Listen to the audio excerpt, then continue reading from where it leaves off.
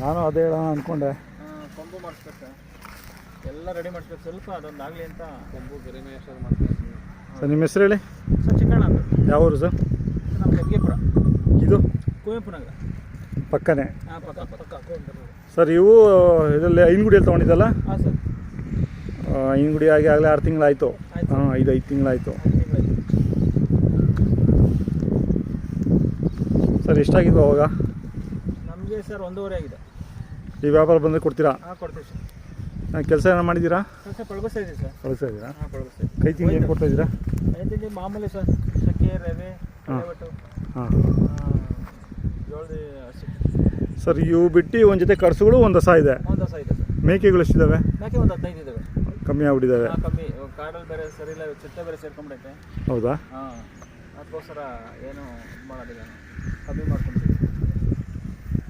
ಕಟ್ಸು ಕೊಡೋದಿಲ್ಲ. ಹಾಂ ಹಾಂ, ಊರಿಗೆ ಮಾತ್ರ ಇವು ಕೊಡ್ತೀರಾ? ಅವಾಗಿನ ಸಣ್ಣ ಕರುಗಳು. ಹೌದೌದು ಸರ್, ಅವಾಗೆಲ್ಲ ಎಲ್ಲಿ ಸರ್, ಇನ್ನು ಕೇಳಿ. ಬಾಯ್. ಮೊಬೈಲ್ ನಂಬರ್ ಹೇಳಿ ಸರ್. 900 ಹಾಂ 8384 639. 639. ಹಾಂ ಸರ್, ನಿಮ್ಮದು ಮೇಯ್ನು ಎಳ್ನೀರು ವ್ಯಾಪಾರನಾ?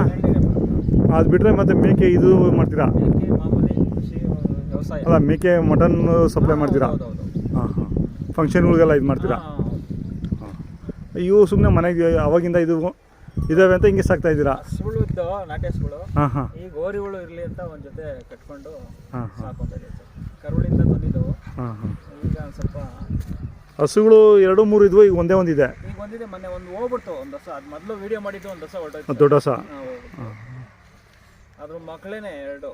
ಇದು ಒಂದು, ಇದು ಅದರದ್ದು, ಅದು ಇನ್ನೊಂದು ಹೋಗ್ಬಿಡ್ತಲ್ಲ ಹಸ. ಅವೆರಡು ಅದರದ್ದೇ.